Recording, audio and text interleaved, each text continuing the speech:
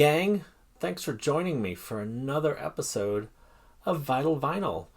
My name's Vernon Smith. I've been buying records since 1988 when I was a little 14-year-old skater punk. Did so up until 2005 when Katrina came in, wiped out all my records in a big old flood, and I was like, man, there's no way I'm starting this again at age 30. So here I am at 48, starting buying records again. I picked up some here and there over the years, but recently got a record player and started getting back into records. I write and draw comic books and children's books, and when I do, I enjoy listening to music. So here's some of the music that I listen to. We're going to be going through these alphabetically and talking about them, and talking about the bands, and talking about what I did that. So today we are gonna discuss ELO, ELO, the Electric Light Orchestra. So see, it's not just punk music over here. Got two of their records, A New World Record and Time. Time is my favorite ELO album, and it's one of my favorite albums of all, you guessed it, time. I was a fan of these guys for a while and didn't even realize it because you just hear their stuff on the radio, and I always dug it. But I got into them, I guess, like the late 90s when I was working at a pizza place called the Italian Pie. And I was a pizza cook there, and my buddy Donald was also a cook there, and we just kind of worked across from each other at a cooking station, and we'd listen to like oldies on the radio and some of our own like music, like punk stuff, rap and hip hop of the late 80s and early 90s, and even up until the 99 and 2000, because we're from New Orleans, and that was the height of the Cash Money Millionaires and the No Limit Soldiers. But one of the groups that we really got into was ELO, because, I mean, dude, it's rockin' disco, time travel, UFO stuff. You kidding me? What's not to love? So this album I've had in like a million different formats. I think I've got 2 or 3 CDs of it right now that I've just picked up over the years. And also got a vinyl copy along the way, and also have an MP3 on an old iPod somewheres around here, and by somewhere I mean plugged into the receiver of my stereo. Which is cool because it has like bonus tracks, which I think the CD does too. One of the CDs does, at least. Because right before Katrina hit, I bought like, I don't know if you'd say it was a box set, but it was kind of a group of ELO CDs, and there were a bunch of like each CD was like 2 albums on one disc, and it had like, you know, the artwork from both records. Let's see if I could find some in this stack here. Well, here's my... Oh, okay.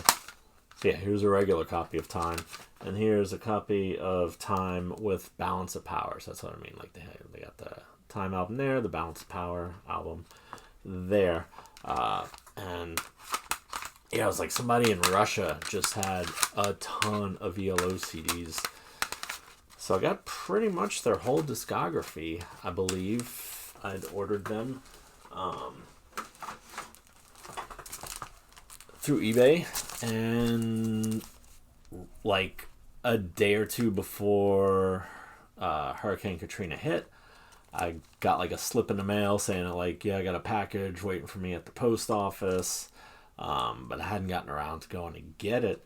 So storm comes, I leave town right before it comes. I pack up some stuff, but I don't take my records. blah blah blah, which leads us to why I only have like 40 records now instead of the hundreds upon hundreds that I had before. But I managed to grab some stuff and take it with me, like my computer tower, some clothes. I don't know, some things that were important to me. So like I wasn't like one of those people that just left with like 3 days worth of clothes and lost everything. Lost about like 90, probably 7% of my stuff, but I filled up my car with a good bit of stuff, so I made it out all right, a lot better than most folks that got flooded out completely. And I was gone for probably about a month or two till the city was able to, let people start coming back in. And since my place was flooded, I ended up like living with my parents up in Mississippi for a few months while the city was kind of rebuilding and all that stuff. But I still had that mail slip that was like, yeah, you got a package waiting for you at the post office. And I went, and luckily the post office did not flood, and I stood in line forever because like everything was just crazy. It was like Wild West back then, and like nothing was working. There was no street lights. Like there was just like stop signs set up everywhere. Grocery stores, restaurants. Like it was crazy. So like I stood in line at the post office for a couple of hours, had my little slip, brought it. They came out with the box of CDs, and I was like, oh, so that was like the only music that I had. Like I had a handful of like burned CDs that a buddy of mine had given me. And then like whatever was on my computer tower, which I didn't have access to because I only brought my tower with me. I didn't bring my monitor and my keyboard because I didn't have room for it. I was like, I can get another monitor later, but everything important is in the tower. So yeah, this was like pretty much the only music that I really had access to, and luckily it was like one of my favorite bands, so that was way cool.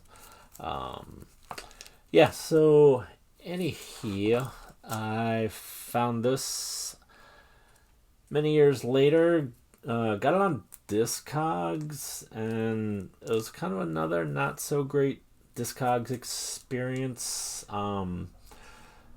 It came super quick. The seller was super cool and communicative, but it wasn't exactly in as good a condition as they said it was. And also, like, I think I paid like $20 for it, and it had like a sticker on it from their record store that said like, I don't know, $5 or $6 on it. And I was like, dude, okay, so that was a huge markup that you did. And if you're going to do that, at least take the sticker off so I don't know that I like severely overpaid. But whatever, it's my favorite album of theirs, so I don't care. It's sometimes, it's worth it. And this one, I got recently in New York. I was up there for Comic-Con. Wife and I were hitting some record shops, and I was at a place, and I'm flipping through everything, and I couldn't find anything that I liked. They had a weird selection of stuff. They had every PJ Harvey album.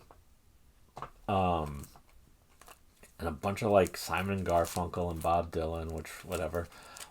They had some punk stuff that I was into, but not really anything that was like worth getting.